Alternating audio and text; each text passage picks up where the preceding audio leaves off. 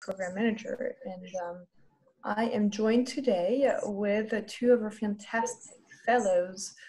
First one being Yunye Shin, who hails from South Korea, and she's the founder and CEO of Zero Space Inc. Zero Space Inc. Designs and manufactures zero waste products, and she participated in the program in 2017. Joining us today as well, we've got Yeon Jeong Jenny Cho. I actually just refer to you as Jenny. And Jenny is the founder and CEO of Say Global Inc. And now Say Global Inc. is a language platform that connects to retired seniors with language learners around the world. And she was actually our most recent 2019 laureate for South Korea.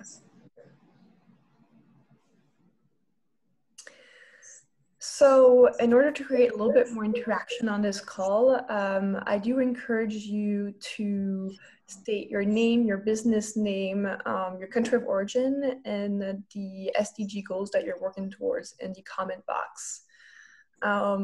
Please also feel free to type any questions that you might have for myself or the speakers in the Q&A box. And we'll make sure we answer those questions during the last 30 minutes of the call. Finally, I wanted to let you know that at the end of this call, we will be sending you an invitation to join our LinkedIn group for 2021 applicants. This is a great place to ask any follow-up questions that you might have for the team, or for you to really connect with like-minded individuals from around the world.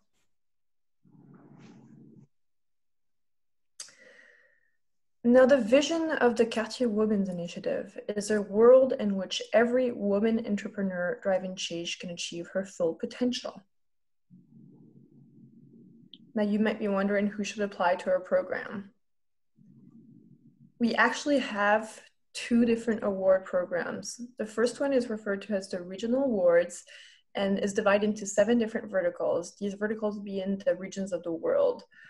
So we've got North America, Latin America, Europe, Sub-Saharan Africa, the Middle East and North Africa, which we grew together for cultural reasons, and then East Asia on one hand and South Asia and Oceania on the other. The second award is called the Science and Technology Pioneer Award, and this is actually a newly created award that we've just launched this year, and I'll tell you a little bit more about that one later. With regards to the regional awards, we are looking for businesses that are for-profit, meaning that non-profit project proposals are not accepted.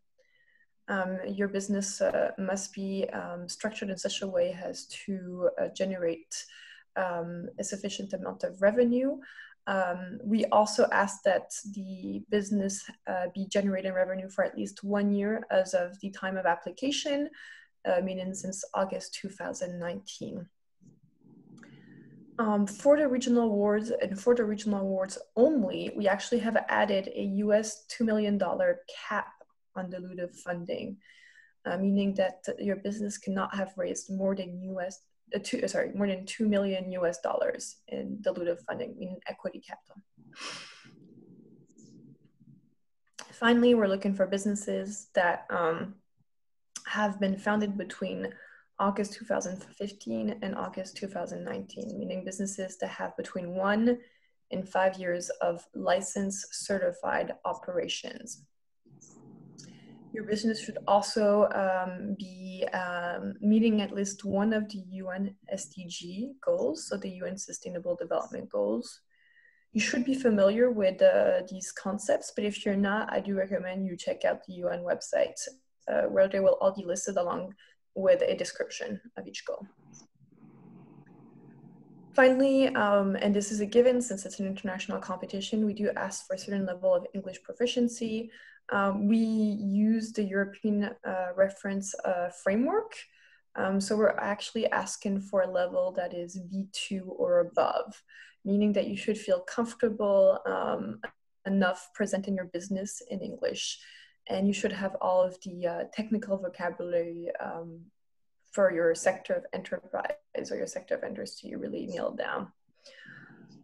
Obviously, we're looking for entrepreneurs who are above the age of majority, meaning over 18 years old. And last but not least, and this is an important criteria, we're looking for entrepreneurs that have time to commit to the Cartier program. And what I mean by this is that once you're selected as a finalist, as a fellow, you will be asked to set aside between 3 and 4 hours per week from February to May. And this is time set aside for a fellowship program where we will be providing you with mentorship, advisory services, various forms of human capital to enhance your business and improve your leadership skills. I'm going to cover the selection criteria very quickly as well. You can actually find all this information on our website as well. So with regards to the regional awards, our first criteria is market analysis and fit. So what we're looking for here is businesses that have identified a sustainable, defendable, and competitive advantage. Businesses that also have identified a large unmet need in a growing industry. Even better if it's a completely uncharted industry with no existing competitors, although we do understand that is not so often the case. Or companies that have identified a unique opportunity that others don't see or that others may have seen but have not been able to operationalize. Our second criteria is sustainable business and financial model. And here we're really looking for businesses that have a sufficient level of financial return to expand. And what I mean by this is we are looking for business models that are scalable. Usually business models that are scalable are tech-enabled. They've got fairly high margins and unit economics that work at small scale. That being said, these are just examples, and we've seen many examples of scalable businesses that weren't necessarily tech-enabled. We're also looking for businesses that have a high likelihood of a percentage of repeats or an opportunity to sell additional products to clients. And finally, we're looking for businesses that have an ability to be the price maker. So this means businesses that can command favorable payment terms from their customers. This is especially true in B2B business models. The third criteria has to do with leadership team and character of founder. Now, what we're looking for here is a diverse and well-balanced team in terms of experiences and skills. We're also going to require that each senior management team member have significant integrity and honesty and is opening to sharing and receiving feedback. That each senior management team member have a lot of relevant experience, meaning not just number of years of experience, but number of years doing the same thing. It's also important that they have a high energy level, that they've got clear principles, big ambitions, but are not close to burnout, high motivation, and an ability to convey this motivation to the rest of the team. Proven execution excellence, a visionary of sorts as well, and someone who has a very frugal approach in terms of entrepreneurship. Finally, we also require that this leader, so the lead entered in the competition and the person who will be representing Cartier, align with the values of our brand. So those values are curiosity, open-mindedness, generosity, sharing, respect, rigor, and independence. Our fourth criteria is strategy and execution. So after having covered the why, this is really the how. So do you have a clearly defined, well-planned expansion plan? Is essentially where we're getting to. And in order to ensure that you're going on the right track, you need to have defined KPIs, and you need to have defined how you articulate the use of your different resources, such as capital and people. So as to stay on course and also remediate any risks, you need to have thoroughly evaluated your capabilities and various threats to your company, and have implemented dynamic monitoring mechanisms in order to monitor these. The fifth criteria, embedded positive social impact, is actually one of the most important of them all. And I really do want to stress the word embedded, because in reality, what we're looking for is ultimately that there's a high intentionality around creating positive social and or environmental impact in the world. We do occasionally come across businesses that have external positive outcomes to their business, but aren't necessarily founders that are focused on this impact. And unfortunately, that doesn't quite do it for us, right? We do really want to make sure that's at the very core, at the very DNA of your business. So there are various tools in order to ensure that your business is delivering the impact that you want it to deliver. And the one that we use the most in our field is the theory of change graph. So I encourage you to look it up on Google, but basically what we mean by theory of change is we do want to make sure that your activities, outputs, outcomes, and ultimately impact are all aligned, and that you have identified key impact indicators that can help you track that impact over time, and that you've actually started actively measuring these indicators as part of your KPIs. Criteria number 6, quality of submissions. So we're looking for applications that are short and succinct, that reveal the most pertinent information. This also applies to other deliverables that you'll have to hand in at various other points during the selection process, such as during the due diligence, and then during the final round when you have to give a presentation in front of our jury members. The final criteria, and this is an important one, which is perhaps harder to assess at the beginning of the competition, but which really comes into play at the end, is your commitment to the Cartier Women's Initiative. And here we're really looking for fellows who engage with all the different opportunities and resources that we provide and leverage them appropriately. Most importantly, and this is something that we see over the long run, fellows who have the ability and willingness to be role models for others. So people who want to give back to the community and pay it forward to other women. Moving on to the Science and Technology Pioneer Award. I won't spend too much time on this one because a lot of the criteria is similar. The only main difference has to do with the fact that we're looking for technological and scientific innovation. So your innovation must be at the very core of your business, meaning that it can be either a scientific discovery, technological breakthrough, or the development of a complex engineering process. In any case, it's more than just a disruptive business model, it's a disruptive product in itself. In order to assess how truly innovative your product or service is, we encourage you to use the technologically readiness levels, which you can find on our website. And we're actually looking for businesses that have a minimum of a level 4 on the TRL. And these are businesses which we refer to as early stage, meaning that they can be post-commercialization, but they're usually pre-commercialization. In their R&D phase, and they don't necessarily need to fit within that 1 to 5 year eligibility bracket. We do actually remove that criteria for these type of businesses. And that's about it. So we're going to move on to the selection criteria for this new Science and Technology Pioneer Award.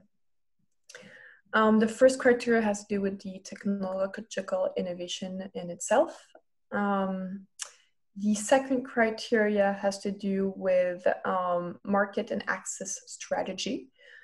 So here, what slightly differs with regards to this one as opposed to the original awards is that since a lot of these businesses are pre-commercialization, they need to have identified the markets in which they want to sell their product, and they need to have come up with an access strategy, but we don't require that they have reached product market fit just yet. So they're a bit earlier on in the process. The third criteria is business model sustainability and validated development plan. So again here, rather than asking for both the business model and financial model to be sustainable, we're really just asking for these businesses to have a sound business model to start with, and to have sort of thought out all the different phases of growth and expansion without having necessarily gone through them yet. And then criteria 4, 5, 6, and 7 are actually identical to the 4 criteria that were mentioned prior for the regional awards. So I won't go over these ones. So why apply? Well, first of all, for financial capital, which I think is top of mind for a lot of our applicants, but we do provide $100,000 US in prize money to each laureate. So there are a total of 8 laureates selected, 7 for the regional awards and 1 for the science and technology one. And we provide $30,000 US to the second and third runner-up from each of the categories. So that's a total of 16 applicants in all, 16 fellows, sorry. In addition to the financial capital, a lot of our fellows, and I hope Yunye and Jenny will attest to this, actually mentioned that what they benefit most from by going through our program isn't so much the financial capital, but the social capital.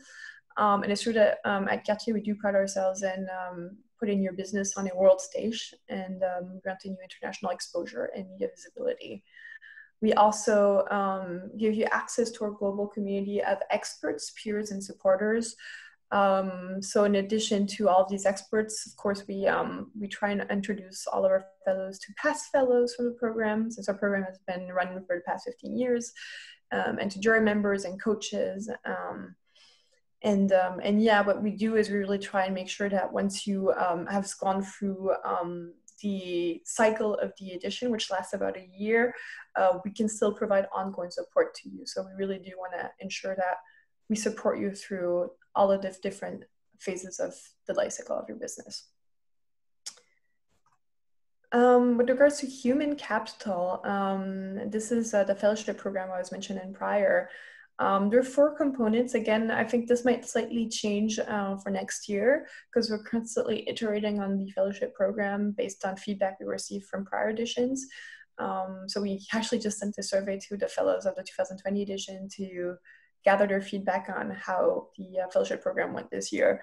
But basically, what we have noticed is that a lot of our fellows have trouble translating their business model into a financial forecast model. So we want to offer some form of online course on this. We also want to match each fellow with a volunteer mentor who can act as their sounding board by advising our fellows on their leadership skill set and on growing their business. A week prior to the award ceremony, which is set to take place in Boston in May next year, unless we have to run it virtually, given the sanitary circumstances that we're going through.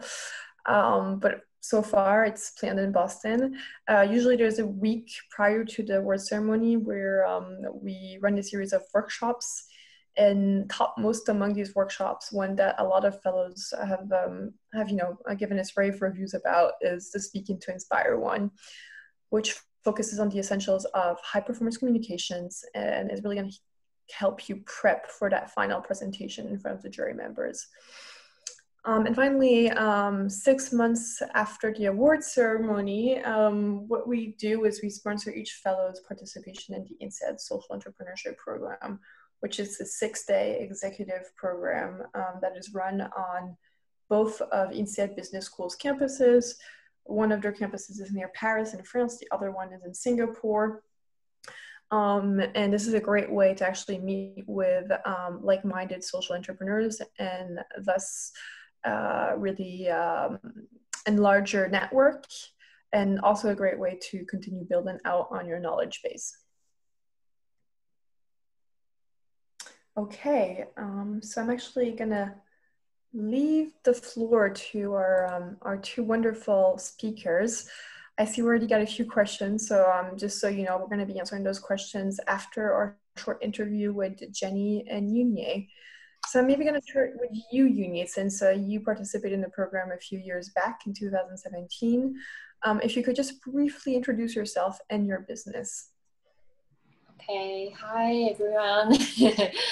I'm Yunye. I'm CEO of Space. My company is a social venture in Korea. We are doing business with a local manufacturer to develop produce sustainable designs, and we make the zero waste design, which reduce the waste from the design production process, and we work with local producers with fair wages and provide stable jobs. Now we are go beyond the one brand to a platform business that connect the art and manufacturing technologies. So that various creators can leverage our sustainable design and manufacturing know-how and technologies, and they can do art product to business very easily. In this process, we pursue the sustainability in production with an on-demand manufacturing system, and that we produce through our smart factories when the customers orders.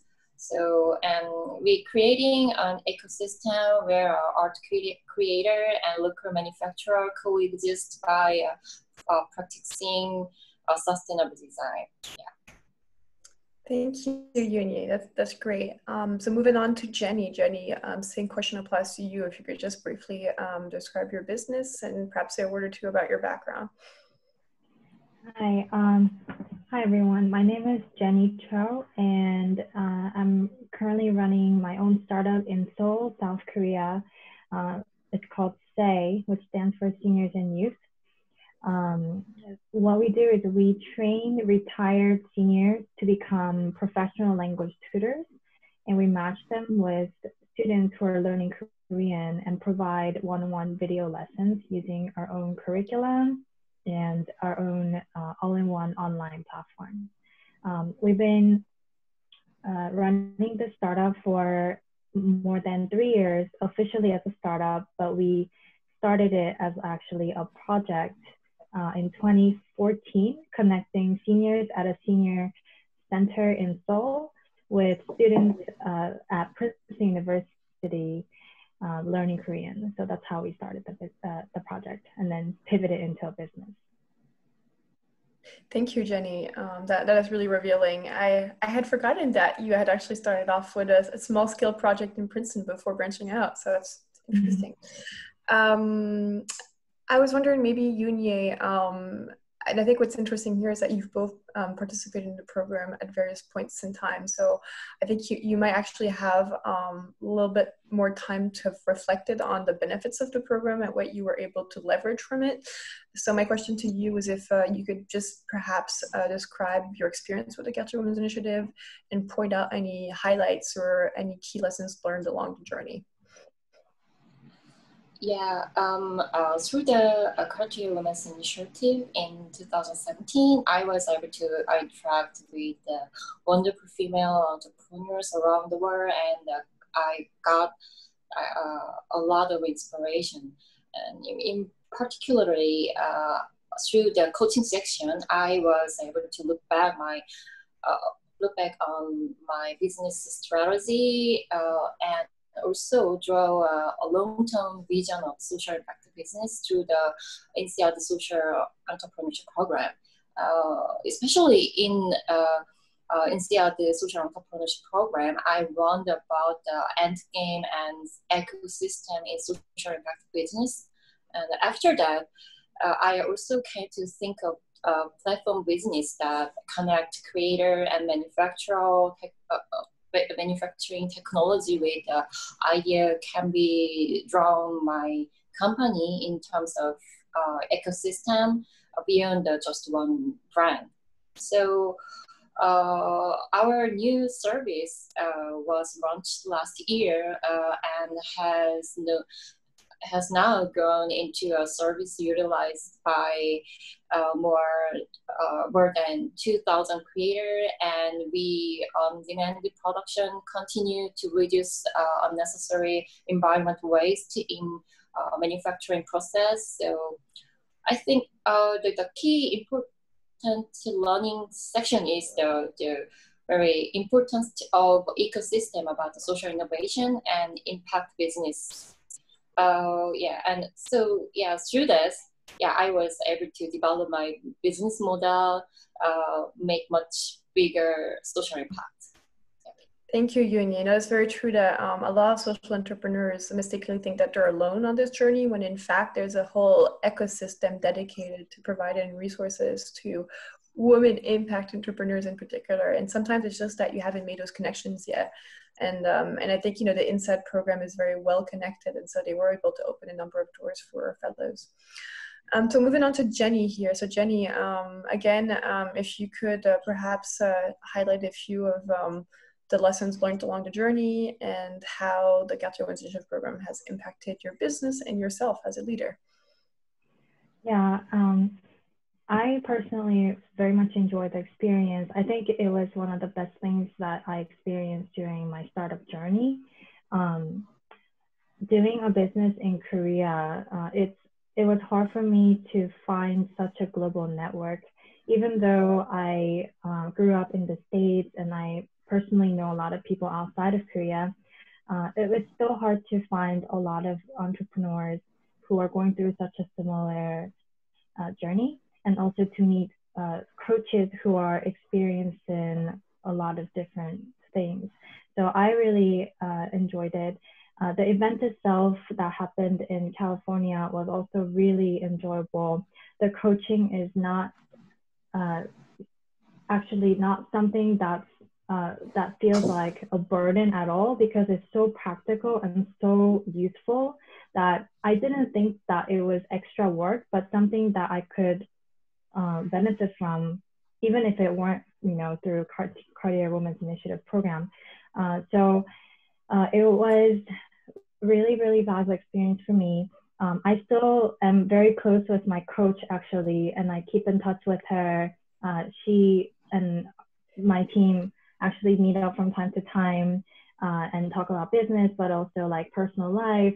So the network is still there, and I keep in touch with a lot of finalists that I met in California. So it's like an ongoing experience for me. I know Gabrielle and Meng are also trying really hard to reach out to us to provide anything that we might need help with. So I don't see it as like a one-time thing. And if you're in this network, you're in this network forever. So I really, really recommend it. Yeah. And with the $100,000 that we got, we were able to grow our team. And also we recently launched our new website, actually 2 weeks ago. So there are like, you know, real changes to my startup. So it's been really great. That's amazing. I have to check out the new website. Yeah. Note to self. Yeah, you should check it out. Yeah. New branding, new platform. So we're all very excited. Great. Oh, amazing. Yeah. And yeah, no, I mean, I think what you say rings true to my ears. You once a member of the Cartier Women's Initiative community, always a member of the Cartier Women's Initiative community. We really think that what we're doing here is creating a sisterhood of women impact entrepreneurs. So I think mistakenly people assume that this is a competition. You go in, you go out, it lasts 12 months. That's not at all our mindset, and that shouldn't be your mindset either if you want to apply, because we're all about helping each other. So that's great. No, these are all very inspiring words. I've got another question for you, which is whether so I'm actually going to ask this question to Yunye first and then to Jenny, but Yunye, how do you consider business as a force for good? In other words, do you think that the private sector has a role to play in spreading social and or environmental impact in the world? To me? So sorry? Yeah, So basically, one defining characteristic of the Cartier Women's Initiative is that we support for-profit businesses and not non-profits. And I think what's interesting here is that a common misconception that people have is that business is this grand evil force that is taking all the life of a society. And I think actually business can be reconciled with society and the environment. And I was wondering if you also share that opinion. But actually, I think these days many global companies change into their insight to the they consider about the sustainability and many positive environmental impact. It is not just only for the donate or some just pretending for the goods. I think they should change it. That they should to think about their DNA, because I think the reason for the existence of the company is no longer beyond the financial growth and just what good influence and social impact is give socially has become an important era. So I think the good influence in business or social impact is not just staying in a donation or volunteer work, but solving social and environmental problem in business all activity and creating social impacts in business value chain or so. So, and I think in the post-corona era, I believe that we will receive more and more challenges to solve problem in society. So just serving a social problem and creating a social impact will be a must-have activity, not just a good one part, I think, yeah. No, I tend to agree with you. When I get the sense that here with the coronavirus, we've reached an inflection point, and it's a key pivot for society as a whole, and we've just actually experienced a grand reckoning with the dangers that that some of our practices have caused for the environment. So Jenny, again, same question for you. What is your take on business as a force for good? I think that if businesses are designed well, they can create a lot more value than if they were to create value on the side. And I think that's something that the Cartier Women's Initiative really understands. Because I remember one big criteria that you guys cared about was if the social mission was embedded in the business model itself, not whether you're creating a lot of value on the side as one of the outcomes. Because I'm also really passionate about my work, and I'm very interested in social startups because I believe that they can create so much social value as they grow. And businesses, any business, I guess, as you grow, the amount of value you can create is pretty much, there's no limit to that. So I think it's important that you create a really good business model from the beginning and just focus on growth from there, so that you don't have to keep worrying about whether you're making good impact or bad impact in the world. So I really I can relate to that. Yeah, no, that you're quite right. If you get the foundations right from the start, then any skill is a positive skill in a sense. You just really need to make sure that you have a sound business model. Great. So I see that we're running out of time, and I do want to make sure that we've got questions, from the audience, so that we answer all of their questions. But just Yunye, Jenny, do you have any last words for the applicants? So do you have any tips or advice for them? Because of course you've been through the process of filling out the very long application form as well. And it has somewhat evolved over the years. So the one that you fill out isn't necessarily the one that they're completing currently, but just more sort of general tips on how you should approach it. Yunye, want to go first? So yeah, I think the social mission is a very important part. So yeah, for for early stage entrepreneurs who do social impact business, why they came to empathize with the current social problem, and how can they handle it, and then how can do best to solve it. So I think just explaining that the connect with their life cycle. I think it is very important part, and then the social impact business is a very really tough and long journey. So I think the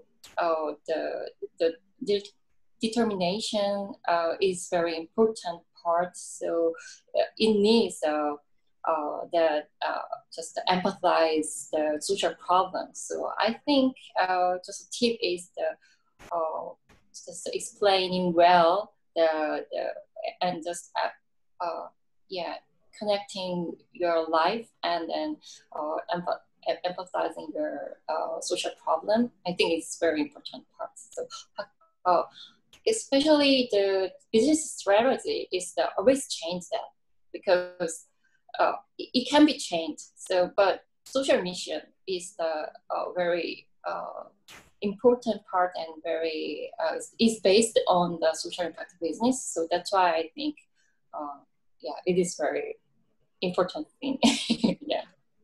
Thank you. No, that's actually such a useful message, especially since I think so many entrepreneurs right now are coming to terms with the fact that they might have to pivot their business model in order to adapt to the new reality post-pandemic. And it's true that if you stay true to your vision, into your mission, into your impact, then you should be able to successfully scale in a positive way. So, Jenny, any last words for the applicants? Yeah, I agree with Yunye that your social impact is one of the few things they'll really look into. To add to that, I would say your team and your passion, that's also really important. So my advice would be to definitely apply and be genuine in your application. Like, tell your story, why you started it and why you're passionate about it, and how you want to grow your company and create a lot of value, social value, so that they can also understand why you're in this. I think that's also very important. This is no competition for early stage startups. So you may not have huge numbers or metrics to share, but I think as long as they understand that you have a great vision and that you are growing, and that you are in this for a long time, then they will really take you seriously and really listen to your story. Also, I'm maybe thinking that some applicants may be worried about the time commitment part. It's important to be committed, but I also want to point out that this is not like a side project that you're doing that's not relevant to your actual work, because I spent a lot of time with my coach really looking through everything and writing my application, but I actually found that really helpful, and it helped me also shape our own business plan as well.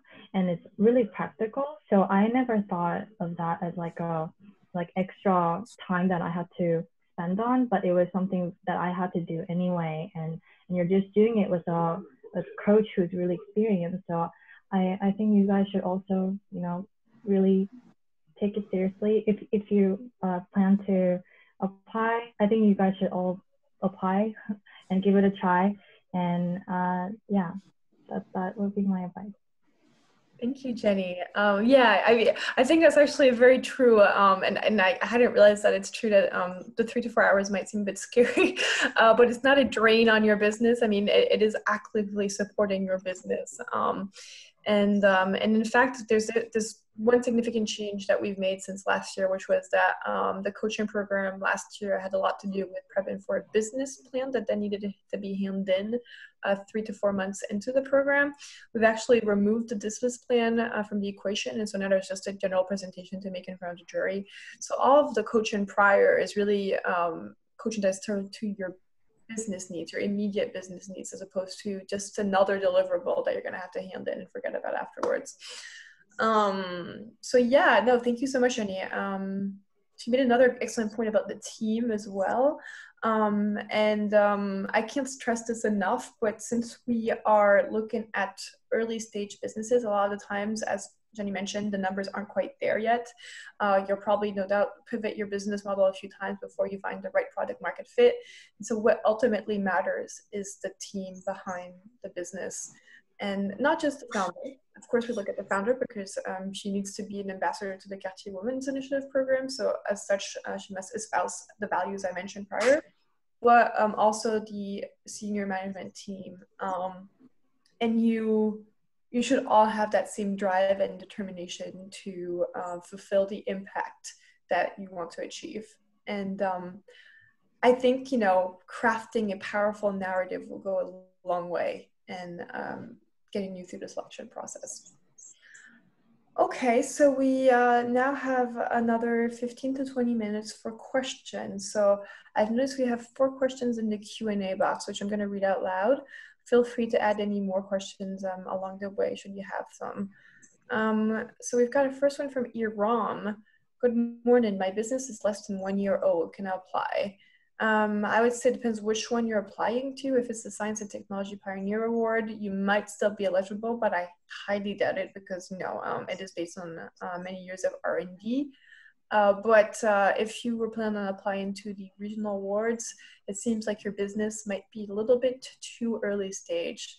And I would really recommend that you wait another few years, that your business has gained more traction, that you've actually got a little bit more revenue, and that yeah, you stand a greater chance of being selected to making it through the process. Another question from Josie. Hello everyone, thank you for this presentation. I want to know if you take into account the country where the project is located, because I'm in a country with less than 1 million people, so the impact of my project reflects that small number of people, small compared to other countries. So here, I suppose what you're worried about is the impact metrics and whether your reach being less impressive than other more populated countries, whether you will be selected or not. I think you know, basically there are 2 ways of approaching impact. There's reach, the number of people who benefit from your solution, and then there's depth. So how does your business significantly improve the quality of life for these people? And I'd say if your business doesn't reach that many people, but it has a very strong depth, that is still very much a business that we want to hear about. That being said, you know, we are looking for businesses that have the ability to scale. We're not asking for a huge amount of scaling. It might be that you don't necessarily want to take on equity capital, and you don't want to necessarily scale at an accelerated rate. You can also self-fund your expansion with your own revenue. That being said, you do want to take your business somewhere all the same. And if so, I think you should seriously consider perhaps scaling to neighboring countries that share the same culture as your home country. And not knowing more about your business, it's hard to give you more advice, but you know, feel free to write to us on the Cartier contact inbox should this answer not be satisfactory to you. Oh, actually, sorry, I just saw the next message. So you're from the Comoros Island. Okay. Okay, well, it seems like, yes, you might not have any immediate neighbors in that case. I'd be hard pressed to actually say where that is. I think it's somewhere in the Pacific, but in that case, I'd say really focus perhaps on depth first. Make sure that you've locked in the business model before expanding, because I do agree that perhaps expanding comes with its own set of issues when you are a small island nation. But in any case, you should still apply, very much so. So a question from Gloria. My business was registered in July 2012, but we started operations in October 2015. Can I apply? I'd be curious to know what happened between 2012 and 2015, because that is a big gap in terms of operations. That being said, I mean, as much as I would be tempted to make exceptions in these cases, provided there was a good excuse, I think, in order to be fair to all applicants, we should probably respect the eligibility rules. So if your business was registered in 2012, unfortunately, I'm afraid that you are ineligible for the regional awards, but you might still stand a chance for the Science and Technology Award. It's up to you to actually check those eligibility criteria and see if they match your business. Another question from Priscilla. If my business was registered in January 2015, so this is very similar to the other question. If my business was registered in 2015 and full operation started in January 2017, am I still eligible? The thing is, I would say yes, you would be, as long as you have, you've been generating some amount of revenue. I don't know if that's clear to you.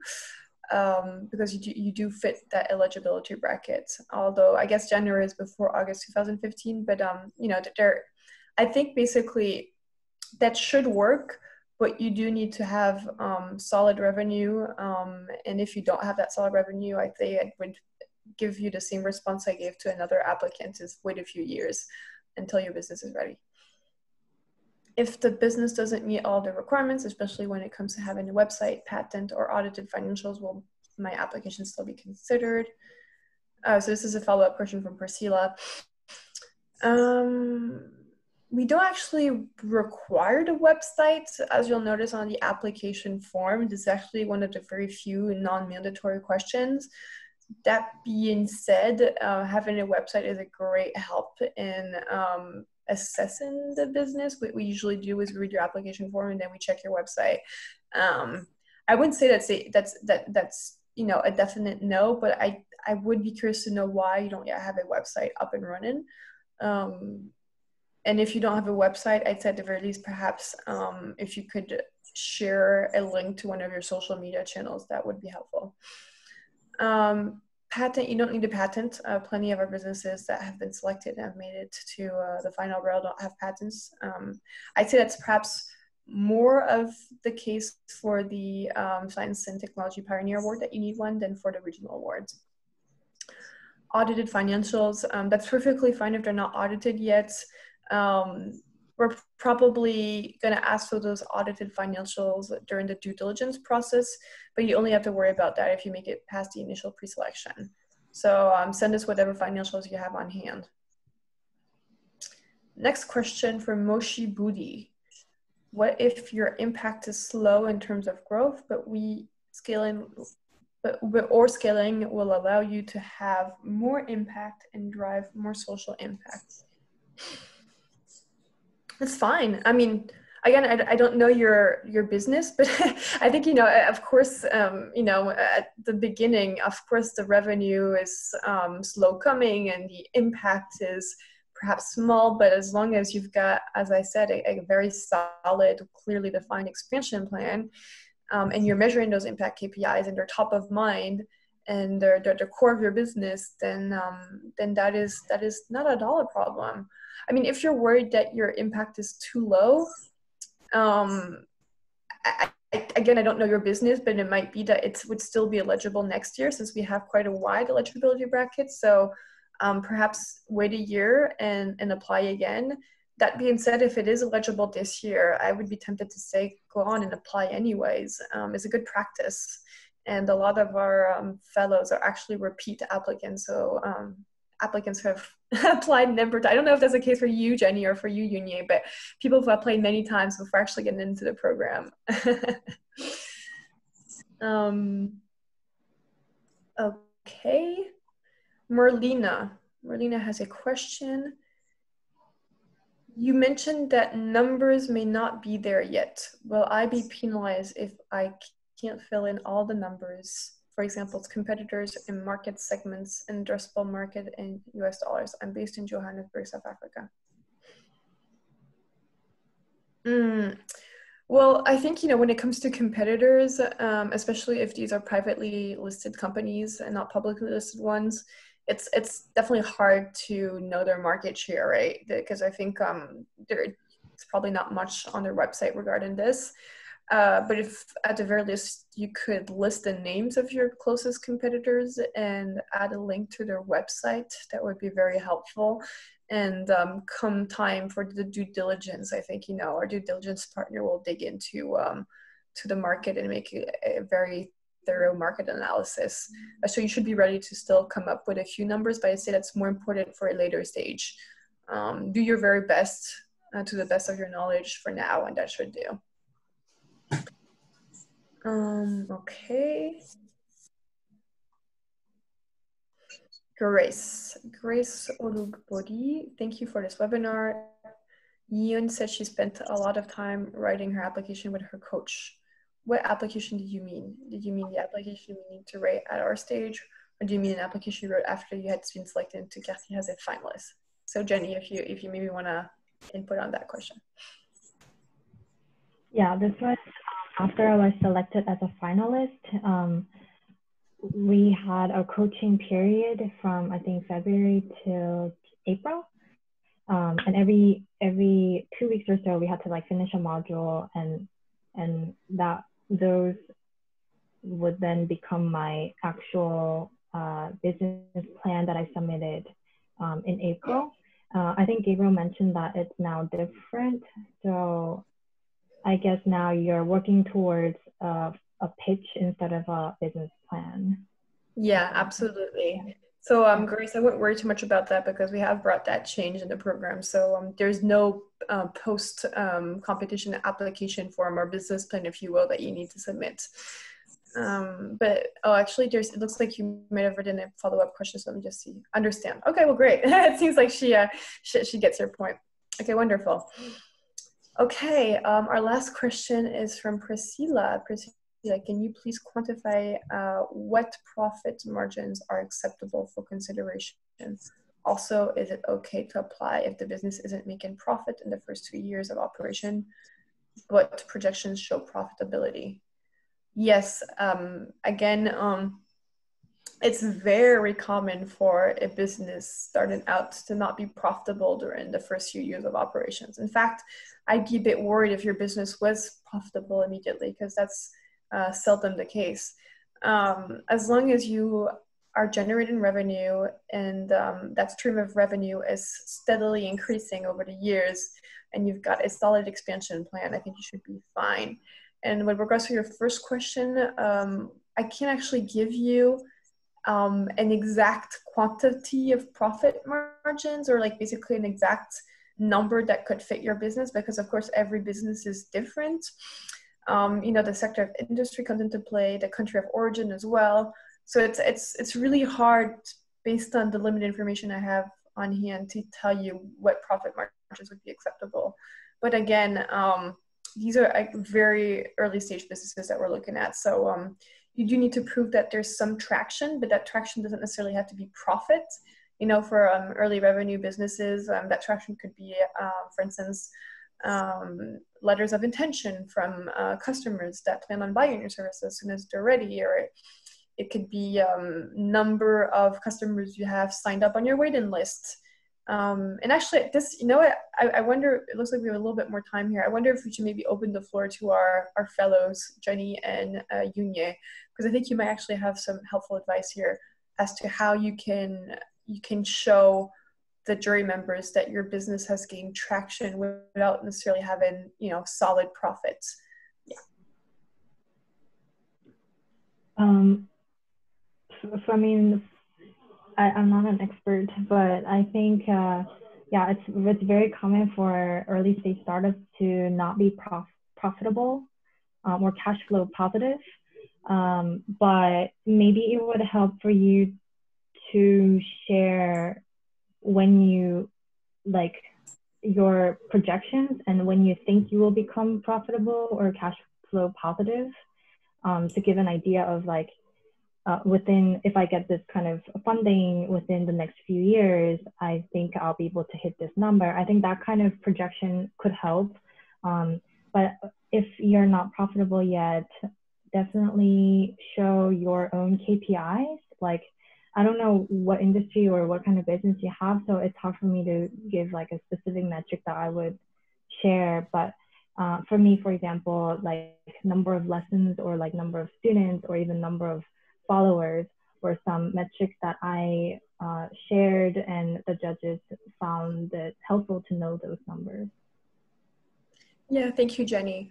I think that's very true what you say about how you need to have those KPIs in place in order to sell your story to your jury members, essentially. And what Jenny was referring to is the break-even point. So if you could at the very least let us know when you think you would reach profitability, that would be acceptable. And if that were in the next 2 or 3 years, I think again, not knowing your business, it could take potentially longer if you're applying to the Science and Technology Pioneer Awards. But I'd say the next 2 or 3 years is probably what we're aiming for. Priscilla has a follow-up question. When and how are funds dispersed to beneficiaries? You briefly mentioned deliverables to be met. Are these tied up with disbursement process? This is an excellent question, actually. So this is actually quite a long process, right? So I don't know if actually I don't have time to go through the entire process, but basically the call for application happens over the summertime. It closes in August, and then we run a thorough due diligence on all the applications, narrow down the funnel to the top 10 and then to the top 5, and then send the top 5 over to our jury members around the month of November. Using our jury members like the top 3 per category that become our fellows businesses, so the ones that go through the fellowship program. We announced the news to these fellows in January. The fellowship program starts in February. The award ceremony happens in May. And so basically at that point during the award ceremony, after each of the fellow has presented her business to the jury members, so you've got about 15 minutes to present your business, followed by 30 minutes of Q&A. The jury members select the top laureate for each of the categories. And this laureate, of course, goes on to win 100,000, and the fellows go on to win 30,000 US dollars in prize money. So the whole process, as you might have noticed, takes actually about a year, a little bit less than a year, which means that if the ceremony happens in May, usually the soonest, so the earliest date at which we can disperse the funds is in June or July. It does take us a little bit of time, to gather all of the documentation from you, because we have to open the vendor accounts. but you know what? If you're looking for immediate disbursement, if you've run out of runway, and I know that's happened for a number of entrepreneurs given the tumultuous times that we're living through, I don't think this award is necessarily the right fit for you, because we are looking for businesses that are comfortable enough to sustain their cash flow for another year or two. And then you have another question, which was whether the prize disbursement process is tied up with the deliverables. And you know what, that's an excellent question, because it didn't used to be the case, but that is a model that we're slowly moving towards. We were thinking, and again, I don't know if I'll do it for this year or not, but we're thinking of paying this grant money in installments. And so giving you a first installment right after the award ceremony, and perhaps have another one in 6 months' time, that won't necessarily be tied with you reaching specific KPIs, but that will be dependent on you providing us with a report of sorts. So it's not going to be too restrictive in the use of the funds, because we do think that that's at the discretion of each fellow, and we really want that to be the case no matter what. But at the same time, we also want to keep track of use of funds, and this actually helps us a great deal in designing our program for subsequent years. So it's more of a reporting constraint rather than a sort of monitoring and yeah. Oh, that's clear. I just noticed you actually put another question in there. So, oh no, you didn't. Sorry. I think my screen just jumped there. Okay, so it looks like we've answered both of Priscilla's questions. I kind of recall there being a few other questions in the chat box. Let me just check the chat box real quick. No, I think these are all questions that we've actually already answered. So questions that have to do with the eligibility criteria. Again, you know, I noticed there are lots of questions about the 1 to 5 years of operation. We are not making any exceptions. So, I mean, you can feel free to send us emails explaining any extenuating circumstances, but you know, unless you come from a war-torn country, and you know, it's very rare for us to make any extensions whatsoever. So, so yeah, just so you know that. Okay, so it looks like we've wrapped up all the questions right on time. It's 11 o'clock on the dot. So thank you very much, everyone, for joining this call.